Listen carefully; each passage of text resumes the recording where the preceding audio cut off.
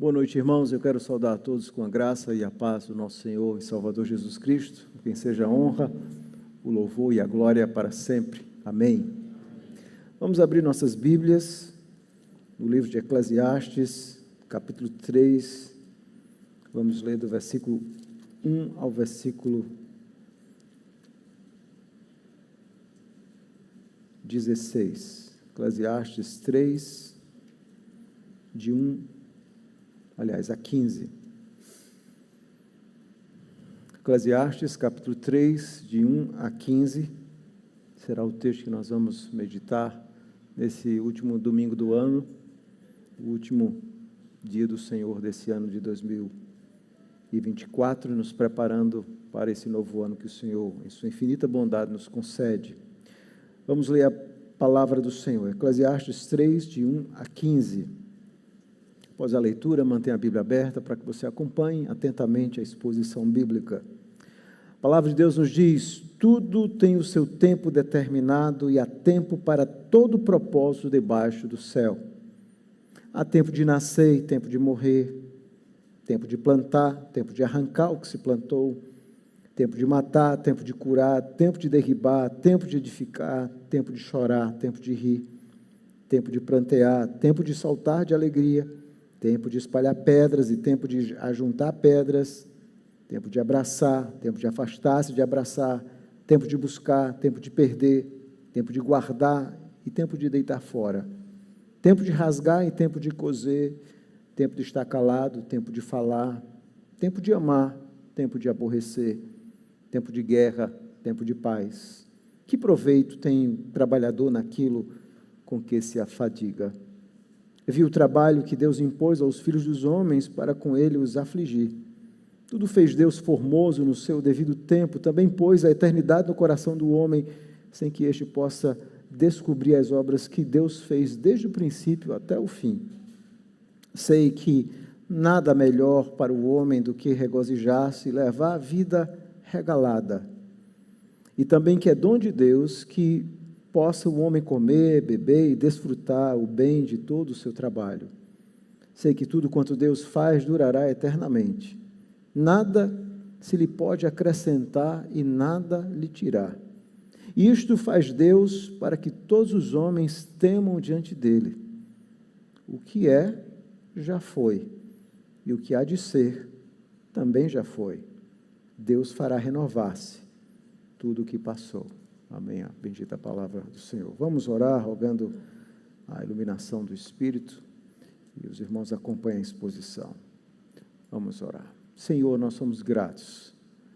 Obrigado pela Tua palavra, que é viva, santa, eficaz, poderosa. E o Teu povo, nesse momento, está na presença do Senhor, rogando a graça, a bondade, a misericórdia do Senhor, para que o Senhor, nessa hora, nos dirija na correta compreensão das Escrituras.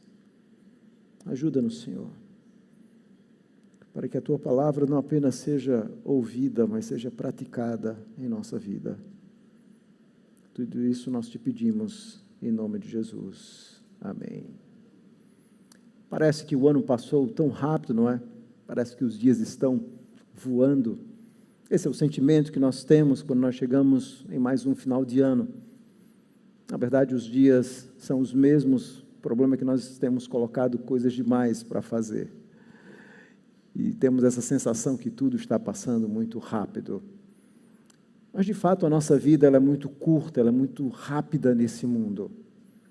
E se a nossa vida fosse uma time-lapse, eu não sei se você já ouviu, possivelmente você já viu uma time-lapse, é aquele momento onde várias fotos, né, são registradas em série, e elas geralmente vão passando rapidamente, e até que no final você vê algo completo. Geralmente nós vemos isso na TV quando se vai construir, então começa a primeira foto do terreno e de repente vai passando aquelas fotos de forma bem rápida, e em segundos você vai ver aquele edifício belíssimo. Isso é uma time-lapse. O lapso de tempo, literalmente, é esse o significado da palavra, em inglês. E às vezes nós achamos que a nossa vida é mais ou menos assim. Tudo está passando. A vida é como uma grande time-lapse. Você olha, você observa, e a cada ano você percebe que o tempo, ele vai passando rapidamente. O grande problema dessa time-lapse é que nós não conseguimos controlar os detalhes da nossa vida. Nós temos dificuldade em compreender o tempo e como nós nos relacionamos com esse tempo, com os anos que vão passando, com a vida que vai passando. É exatamente isso que Salomão quer nos ajudar aqui, nesse capítulo 3. Ele nos leva a fazer uma reflexão profunda. Nós queremos conhecer e controlar cada detalhe da nossa vida, e Salomão nos ensina que nós precisamos aprender a olhar o tempo e a nossa vida a partir de outra perspectiva, na perspectiva que Deus nos coloca. Então, quando ele escreveu esse texto, ele de alguma forma tinha esse propósito de nos ajudar a olhar o tempo na perspectiva de Deus. Aprender como Deus controla cada aspecto da nossa vida. Essa time-lapse, ela não está solta, nós cremos em um Deus soberano e providente. Então, à medida que esses quadros vão passando rapidamente, Salomão nos leva a compreender como Deus controla todas as coisas. E aqui Salomão compara a vida como se fosse um grande quadro. De fato, a nossa vida é um grande quadro, ou um grande quebra-cabeça, e Salomão então vai mostrar como Deus então controla, como Deus é esse artista que, em última instância, está controlando os acontecimentos da nossa vida. E é por isso que esse texto é importante para nós, nesse último domingo do ano, para nós refletirmos sobre como Deus controla a nossa vida e qual deve ser a nossa perspectiva dentro desse controle divino sobre a nossa história. Mas antes de adentrar nesse texto, vamos nos lembrar rapidamente do contexto onde ele está inserido. Esse texto que nós lemos está no livro de Eclesiastes, que nada mais é do que um sermão sobre a vaidade. Salomão foi um homem genial, Deus deu muita sabedoria a ele. Às vezes ele usou essa sabedoria para o mal, nós vimos que ele fez algumas coisas erradas na sua vida, mas algumas vezes ele usou essa sabedoria para pensar. Aqui nós vemos uma mente de talvez um dos homens mais brilhantes que já existiu na face da terra, usando toda a sua mentalidade, a sua inteligência, a inteligência que Deus lhe deu, para fazer uma reflexão sobre a vida. E a reflexão que ele faz sobre a vida, ela é profundamente realista. É o que nós podemos chamar uma filosofia, se é que nós podemos usar essa palavra, é meio anacrônico usar filosofia, esse termo para Salomão, mas é uma espécie de filosofia realista, o realismo teológico. Como Deus nos ajuda a compreender esse mundo. E ele começa o livro no capítulo 1, no versículo 1, fazendo uma reflexão sobre a vaidade. Vaidade de vaidade, diz o pregador.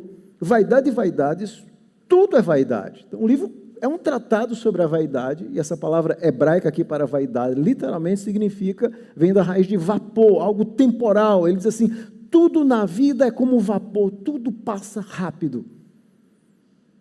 Então, qual é a perspectiva do livro? Ele vai dizer isso no versículo 3, onde ele vai fazer essa pergunta que vai ser reverberada e repetida ao longo do livro. Capítulo 1, versículo 3. Que proveito tem um homem de todo o seu trabalho com que se afadiga debaixo do sol? Então, ele começa a mostrar e a fazer essa reflexão da vida a partir dessa perspectiva horizontal, debaixo do sol. Quando nós olhamos a vida nua e crua, parece que nada faz sentido. Tudo é rápido, é como vapor. Nós passamos, nós voamos. Nada parece fazer sentido e significado. E essa é a reflexão que ele faz. 14 vezes no livro ele vai fazer essa pergunta. Qual o ganho do trabalho? O que é que eu estou ganhando se eu vou trabalhar e vou morrer e vou deixar tudo? Refletir. Resumidamente é isso que ele vai dizer. Então, a resposta a essas perguntas é, olha, se nós olharmos a vida dentro apenas dessa perspectiva horizontal, nenhum ganho há na vida. Nós seremos profundamente pessimistas, porque a vida aparentemente não faz nenhum sentido. Se todas as coisas são transitórias nesse mundo, o que é que o homem recebe pelo seu trabalho? Qual o proveito? Se você colocar essa perspectiva e olhar a vida debaixo do sol, como Salomão faz, de forma nua e crua, você vai dizer assim, nada tem proveito.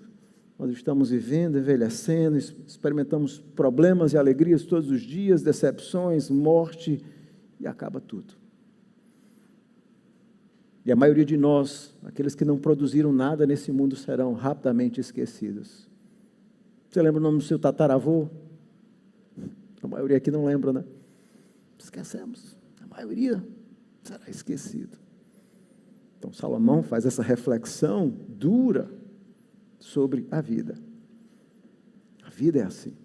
E ele começa o livro, no capítulo 1, versículo 2, falando da vaidade, e termina o livro também, lá no final, no capítulo 12, versículo 8, falando da vaidade. Por isso que é um sermão. Isso aqui ele usa uma técnica hebraica que consistia em colocar uma palavra do início e no final, que nós chamamos de inclúcio, para formar esse grande bloco, esse grande pensamento, onde o livro, de fato, é um sermão sobre a vaidade. Mas o livro também é um livro de sabedoria, então ele quer que os seus leitores reflitam profundamente com ele a respeito disso. E aqui, ele vai levando, a partir do capítulo 1 até chegar no capítulo 3, ele vai levando os seus leitores a refletirem sobre a temporalidade da vida e como ele mesmo buscou significado em muitas coisas. Então, ele vai dizer, olha, eu busquei significado na riqueza, não funcionou, busquei significado em mulheres, não funcionou, busquei significado em bens, não funcionou, não encontrei o significado das coisas. No capítulo 2 ele vai mostrar isso, a vaidade, até mesmo a sabedoria, que era uma coisa muito importante, até a sabedoria, ela em si mesma não traz significado. Trabalho, capítulo 2, antes do capítulo 3 que nós lemos, ele vai dizer, vaidade, você morre e deixa tudo. Talvez até para uma pessoa que não fez nada, seu filho nunca se esforçou. E é aqui que nós chegamos exatamente no capítulo 3. Eu quero chamar a sua atenção agora para o capítulo 3. Então, o que é o capítulo 3 do livro de Eclesiastes? O capítulo 3, literalmente, é um poema sobre Deus, como sendo aquele que comanda os tempos e as épocas.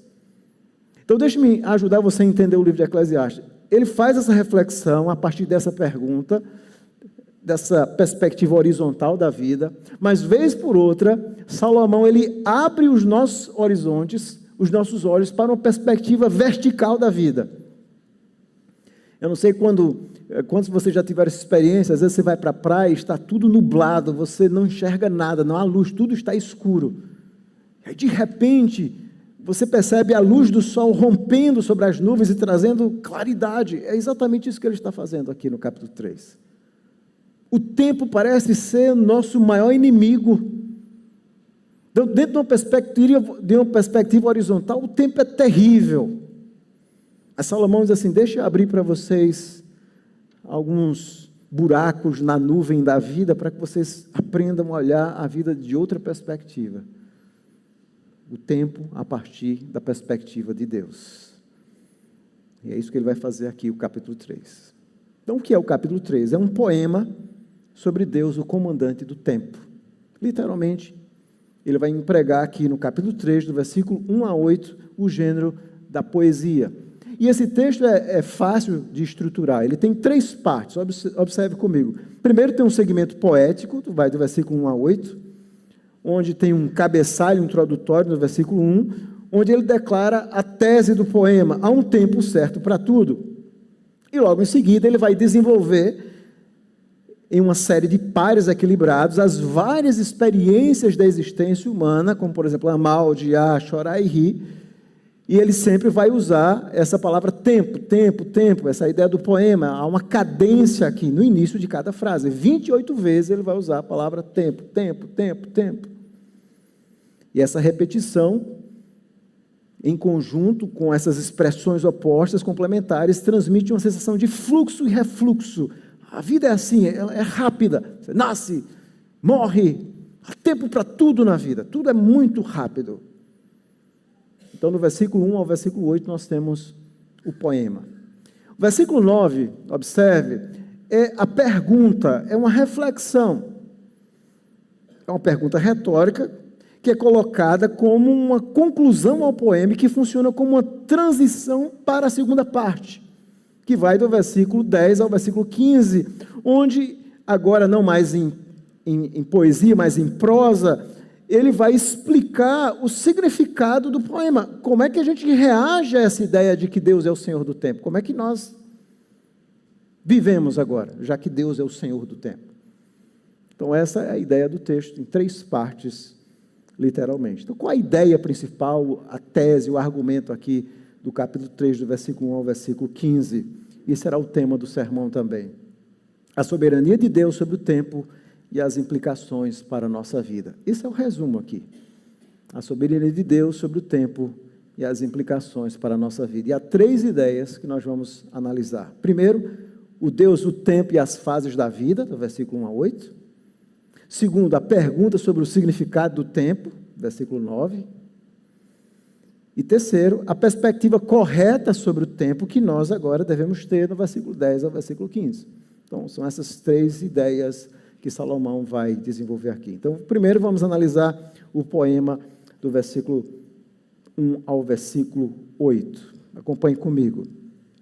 A tese principal aqui é que toda ação humana, é isso que Salomão está querendo dizer, ela pode ser traçada até aquele que é o Senhor sobre o tempo, que é Deus. E é assim que ele começa: tudo tem o seu tempo determinado, e há um tempo para todo o propósito debaixo do céu. Literalmente, a palavra hebraica para determinado é específico. Tudo tem um propósito, ou seja, para tudo tem um propósito. Deus criou o mundo e Deus estabeleceu como Senhor do mundo um propósito para todas as coisas. Deus é quem governa todas as coisas. Não somos nós. Deus não apenas criou o mundo, mas Deus é o Senhor do tempo, Ele é o Senhor da nossa vida, e Deus, então, estabeleceu um tempo para todas as coisas. Geralmente, quando nós lemos esse texto de Eclesiastes, nós achamos que o tempo aqui se refere às nossas escolhas. Não é essa a ideia aqui. Então, pense nesse capítulo 3, do versículo 1 a 4, como se fosse um quadro, onde você vai ter o quadro maior, e esse quadro maior está no versículo 1, Deus sobre o tempo, nos diversos momentos da vida, em cada ocasião da vida, Deus é Senhor sobre a nossa vida. Deus é soberano sobre o tempo. Essa é uma ideia muito repetida no livro de Eclesiastes. Deus, Ele é Senhor sobre todas as coisas. E nós não conhecemos os planos de Deus. Ele vai repetir inúmeras vezes essa ideia. Por exemplo, no capítulo 10, no capítulo 9, no versículo 1, ele vai repetir também essa ideia. Diz assim: deveras me apliquei a todas essas coisas para claramente entender tudo isto, que o justo e os sábios e os seus feitos estão nas mãos de Deus, e se é amor ou se é ódio que está à sua espera, não sabe o homem, tudo lhe está oculto no futuro. Ninguém conhece os planos de Deus, os planos secretos de Deus, porque Ele é Senhor do tempo. É a primeira premissa fundamental. Deus, Ele é Deus sobre o tempo da nossa vida. Deus é o Senhor sobre o tempo da nossa vida. Ele, em sua soberania, está nos dirigindo de formas, de maneiras que nós nem mesmo imaginamos. Há um Deus que governa todas as coisas. Esse é o quadro maior que está no versículo 1. Agora, no versículo 2, ele vai, dentro desse quadro maior, Deus, aquele que governa o tempo, ele vai estabelecer o quadro limite. O versículo 2 diz assim: há tempo de nascer e tempo de morrer. Então, quando ele diz tempo de nascer e tempo de morrer, ele vai estabelecer o quadro limite. Nós nascemos e vivemos, e Deus, então, em sua soberania, estabelece isso, o dia que nós vamos nascer e o dia que nós vamos morrer. Essa é a realidade. Há um Deus que é soberano sobre tudo, um Deus eterno, incompreensível, e dentro da nossa existência, há o tempo de nascer e o tempo de morrer. Esse é o quadro limite da nossa vida. Há um quadro maior, Deus é soberano, você nasce e você vai morrer um dia. Essa é uma certeza. E dentro agora, o conteúdo desse quadro tem as fases da vida. E ele começa agora, então, a partir do versículo 2, acompanhe comigo, da parte B do versículo, a falar das fases da vida. Há tempo de plantar, tempo de arrancar o que se plantou. Tempo de matar, tempo de curar, tempo de derribar, tempo de edificar, tempo de chorar, tempo de rir, tempo de prantear, tempo de saltar de alegria, tempo de espalhar pedras, possivelmente a ideia de construir alguma coisa, tempo de ajuntar as pedras, tempo de abraçar, tempo de afastar-se de abraçar, tempo de buscar, tempo de perder, tempo de guardar, tempo de deitar fora, guardar coisas, jogar fora, Tempo de rasgar, tempo de coser, de costurar, tempo de estar calado, tempo de falar, tempo de amar, tempo de aborrecer, tempo de guerra, tempo de paz. Dentro da nossa vida, toda a nossa vida é estruturada nesses tempos, nesses antagonismos da vida. Dentro desse conteúdo, Deus é soberano, Ele é Senhor, tudo tem um propósito, mas nós não sabemos. Temos o quadro limite, vamos nascer e vamos morrer. E dentro da nossa vida existem essas fases da vida que são governadas por Deus em sua infinita providência e que nós não conhecemos. Há um Deus que está dirigindo todas as coisas. O quadro maior é Deus quem comanda os tempos e as épocas da nossa vida. Aqui ele está falando sobre a soberania de Deus, esse Deus que dirige tudo e a sua providência, essa mão invisível que governa todas as coisas. E a palavra tempo aqui nesses versículos não se refere a uma data ou hora específica, mas ocasiões. Literalmente essa palavra hebraica tem a ver com isso, essas ocasiões da vida. A vida é marcada por ocasiões. Obviamente essa lista que ele dá aqui não é inesgotável, existem mais ocasiões na nossa vida. A lista de pares pretende ser representativa de tudo que ocorre dentro desse quadro da nossa existência humana. E tudo Deus faz no seu devido tempo, no tempo certo. Deus faz tudo o que seja aos olhos dele é certo. Muitas vezes aos nossos olhos não é certo. Assim, não era a hora para que eu morresse agora, eu não devia morrer.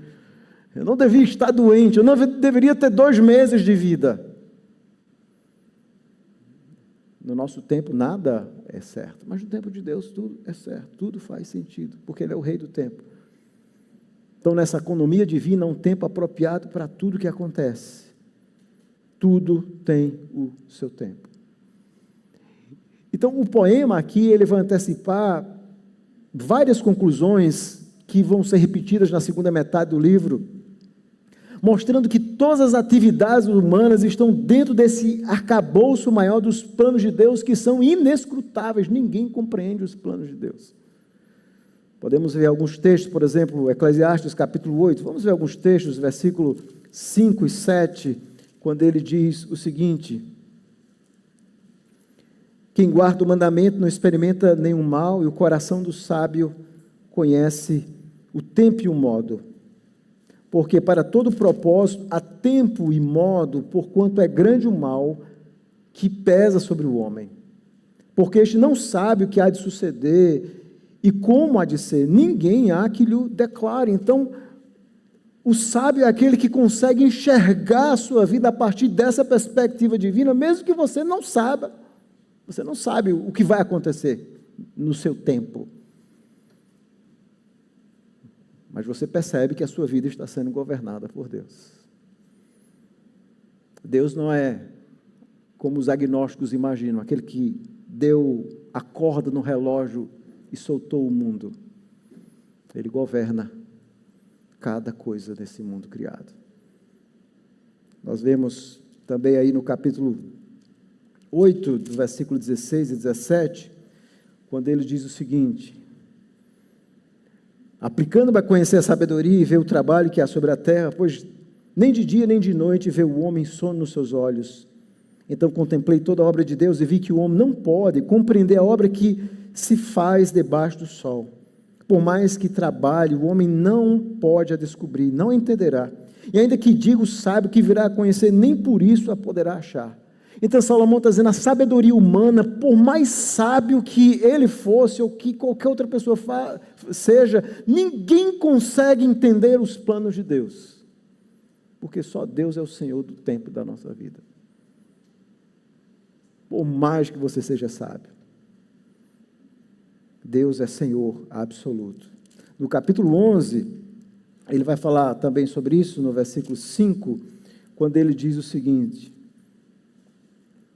assim como tu não sabes qual o caminho do vento, nem como se formam os ossos no ventre da mulher grávida, assim também não sabe as obras de Deus, que faz todas as coisas. Ninguém conhece as obras de Deus. Ninguém conhece. Deus é Senhor do tempo. E o quadro limite, o quadro limite é que nós vamos nascer e morrer. E é dentro desse quadro limite que nós vamos experimentando essas oscilações. Voltando aí para o texto do capítulo 3, essas oscilações, esses tempos bons e esses tempos ruins. E essas figuras contrastantes aí que ele usa, a partir do versículo 2 até o versículo 8, são vários eventos representativos, há 14 pares aí, momentos diversos na vida.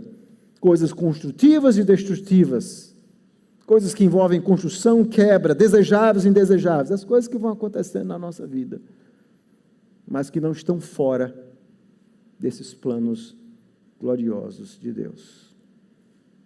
Há começos e finais, coisas boas e coisas más, coisas que escolhemos, outras que nós não escolhemos. Essa é a vida que Salomão está nos ajudando a refletir.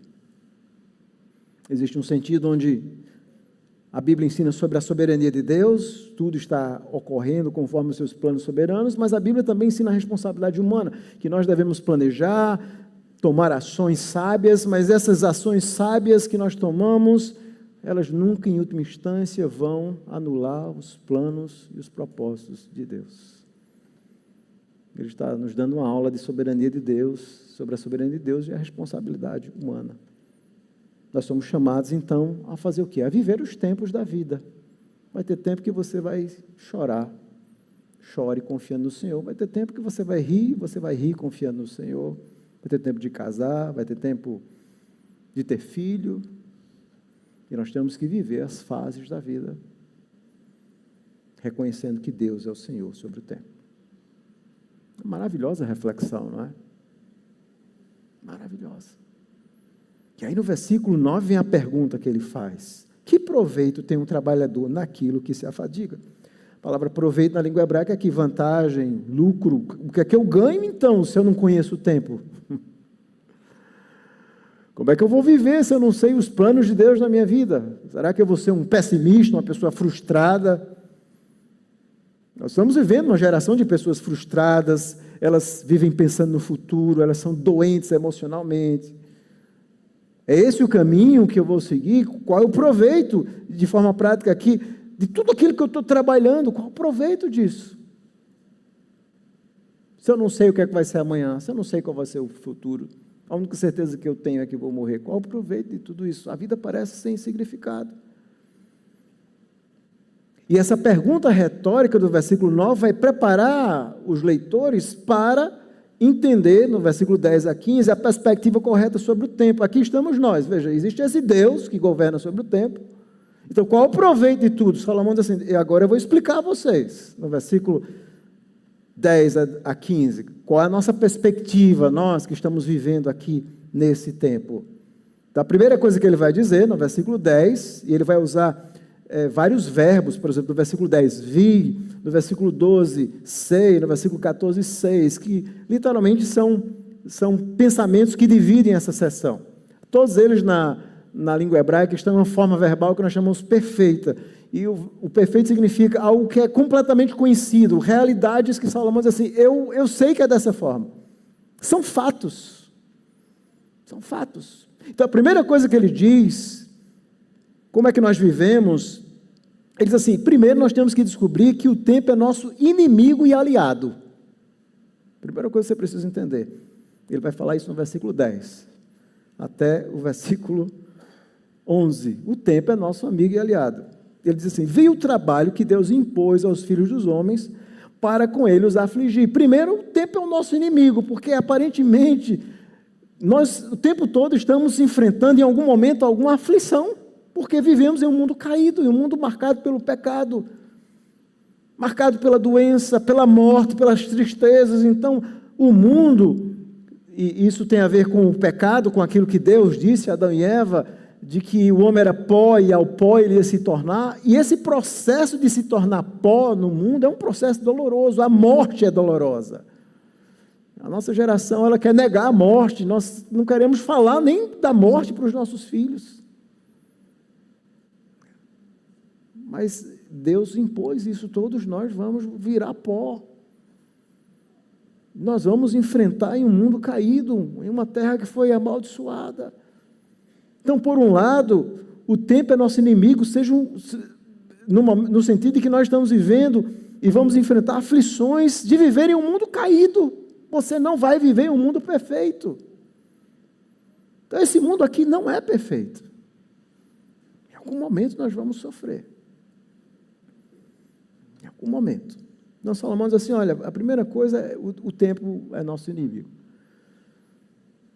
Você vai morrer. Ele vai dizer isso no capítulo 9, a vida é imprevisível, tudo pode mudar do dia para a noite. Nem sempre o que corre mais é o que vence, ele vai dizer no capítulo 9. Nem sempre aquele que é sábio é aquele que vai garantir a riqueza. De repente acontece um desastre, você perde tudo que você tem. A vida é cheia de mudanças. A vida é instável. A vida é imprevisível. Por um lado, o tempo é nosso inimigo aqui nesse mundo. Mas, por outro lado,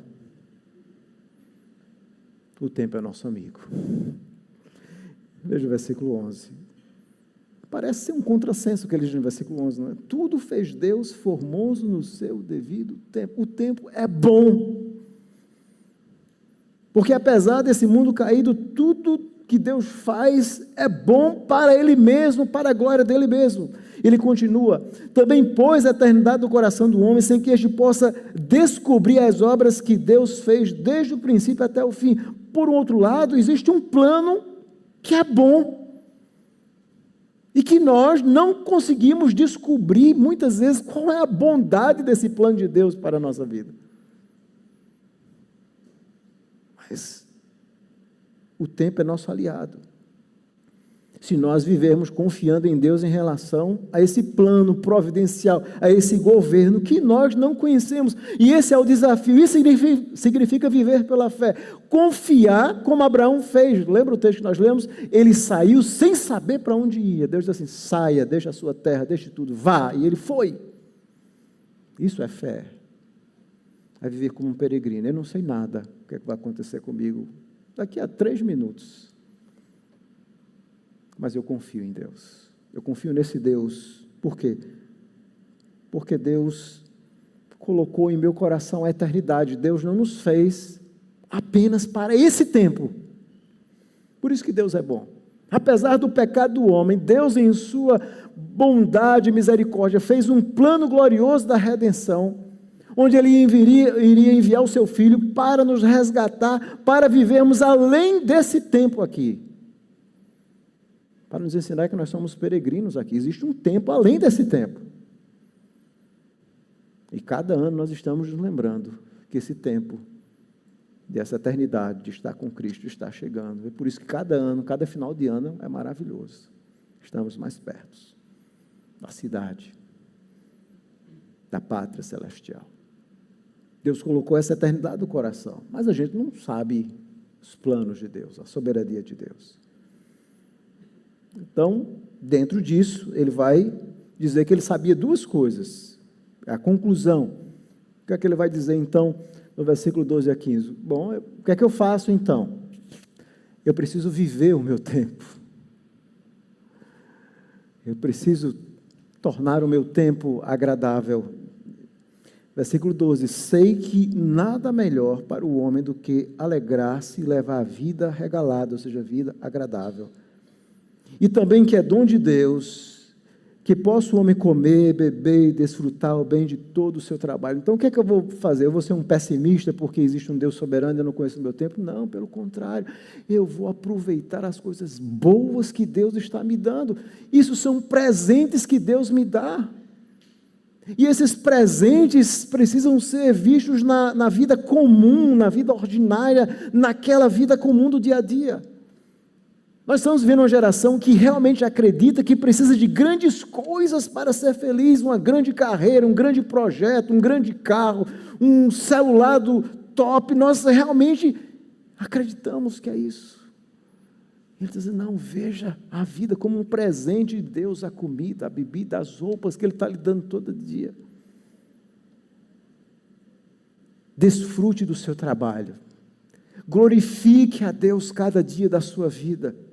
Reconheça que você não controla o tempo, então descanse, viva pela fé e desfrute das coisas. Não seja um pessimista, não viva pensando a respeito do amanhã, não deixe que a sua mente seja dominada por maus pensamentos. Desfrute as coisas boas que Deus dá. Quantas coisas boas Deus nos dá, não apenas anualmente, diariamente.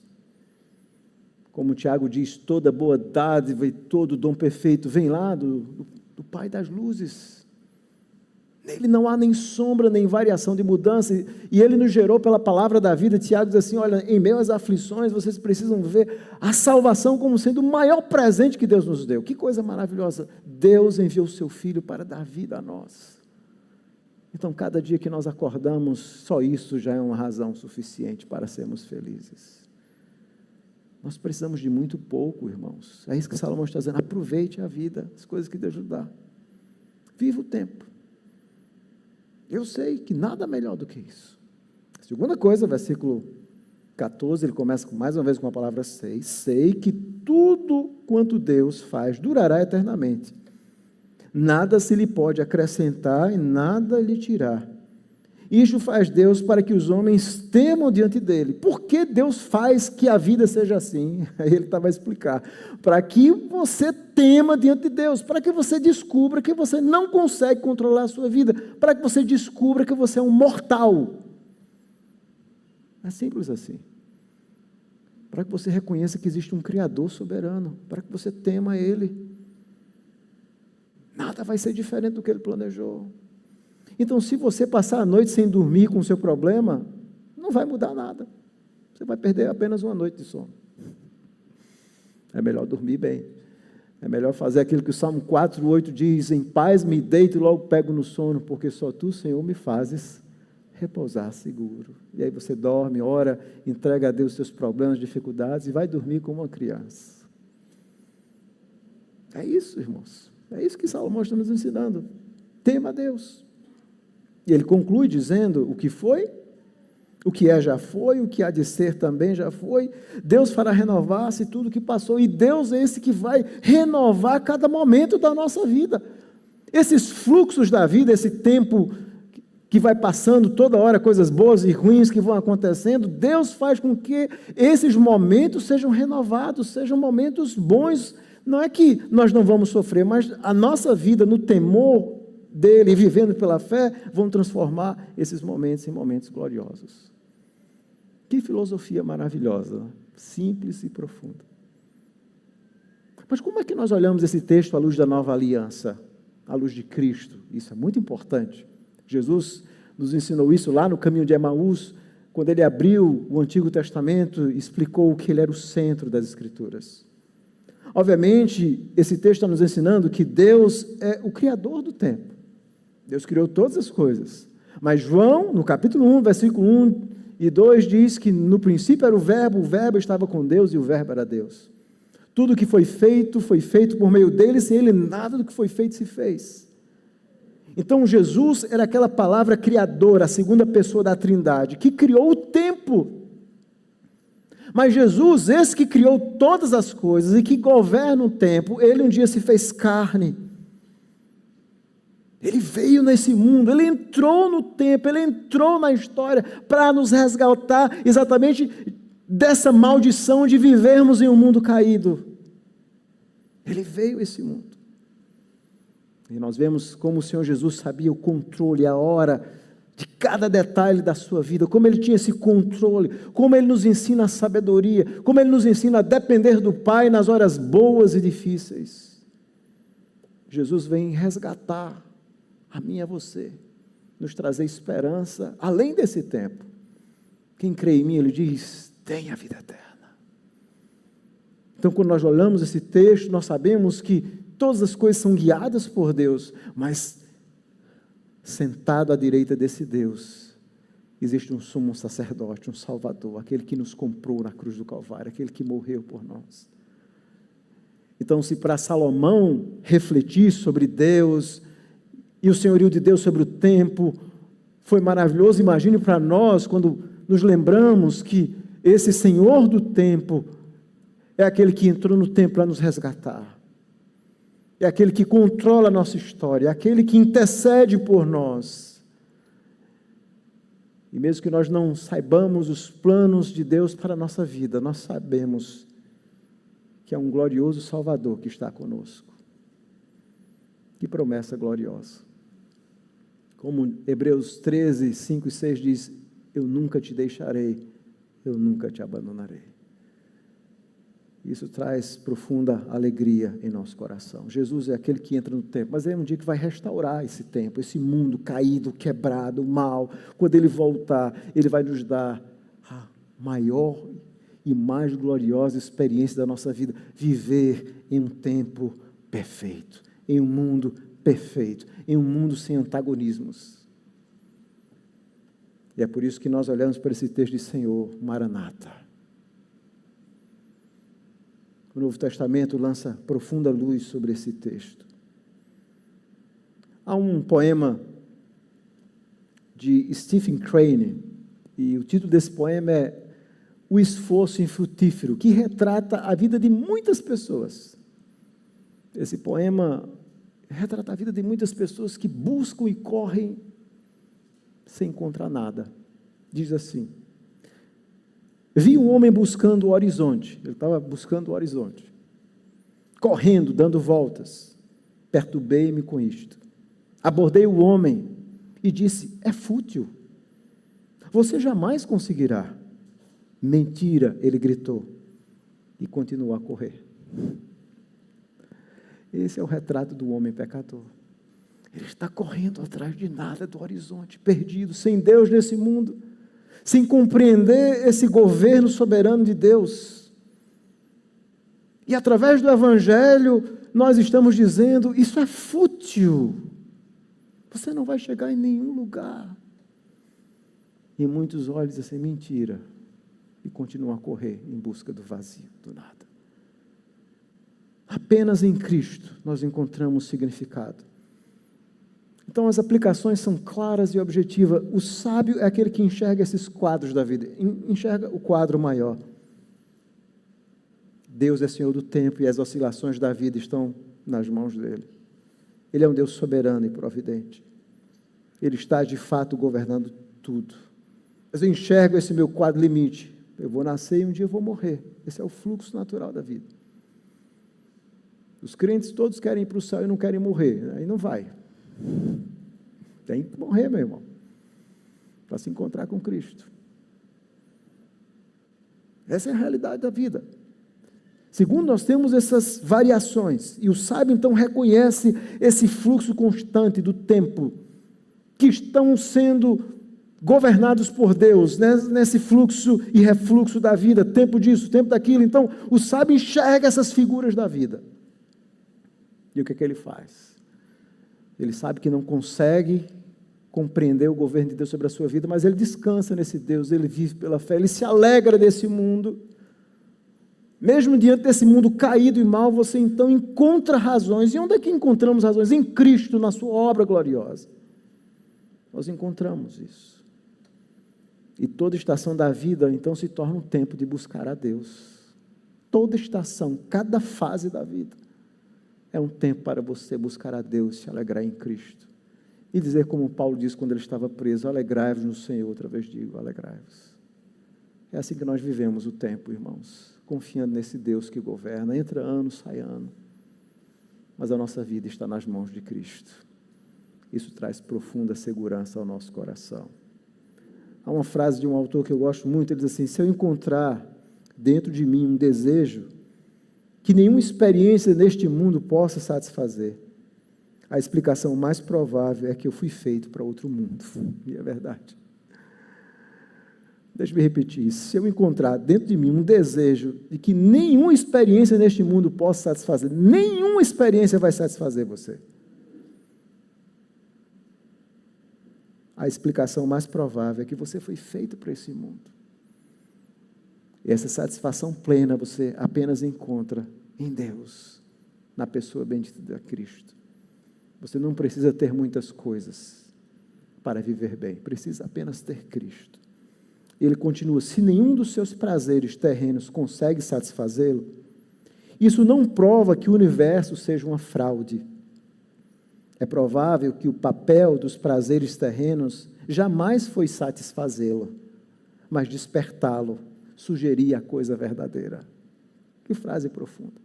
Os prazeres, as coisas boas que Deus nos dá nesse mundo, é para nos despertar para coisas maiores e mais profundas, que realmente dão prazer, que tem a ver com a própria presença de Deus na nossa vida. Então, quando nós desfrutamos aquelas coisas do nosso dia a dia, aquela comida boa, ou aquela comida mais ou menos, algumas vezes, e nós vamos experimentando as coisas com gratidão, orando a Deus pela roupa, por tudo que nós temos, esses prazeres do dia a dia nos apontam para um prazer muito maior. Nos despertam para coisas mais profundas, aquilo que realmente traz alegria, que é Cristo.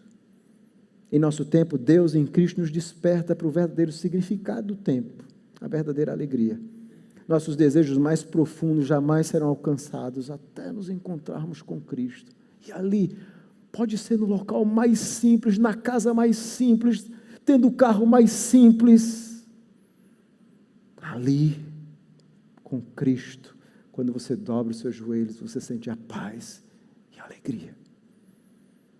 Você não sente falta de mais nada. Obviamente não é errado buscar crescer profissionalmente, ter coisas, não é isso. Mas não é isso que vai trazer a verdadeira alegria. Eu quero concluir lembrando as palavras de Agostinho, do seu livro Confissões. Eu acho belíssima essa frase, quando ele começa o livro, ele diz assim: fizeste-nos para ti, inquieto está o nosso coração, enquanto não repousa em ti. Assim somos eu e você. Deus nos fez para Ele, há um vazio dentro de nós que não pode ser preenchido por nada. Há uma semente religiosa em nós, e isso só pode ser preenchido por Deus. O nosso coração está inquieto o tempo inteiro. Mas quando a presença de Cristo está em nós, nós encontramos repouso.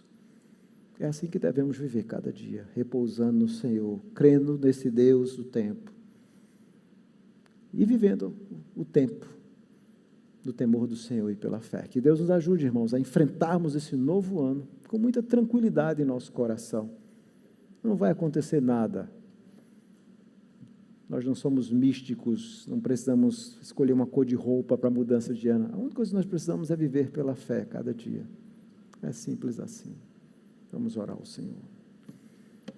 Senhor, nós somos gratos pela Tua santa e bendita palavra, que nos ensina, nos desafia,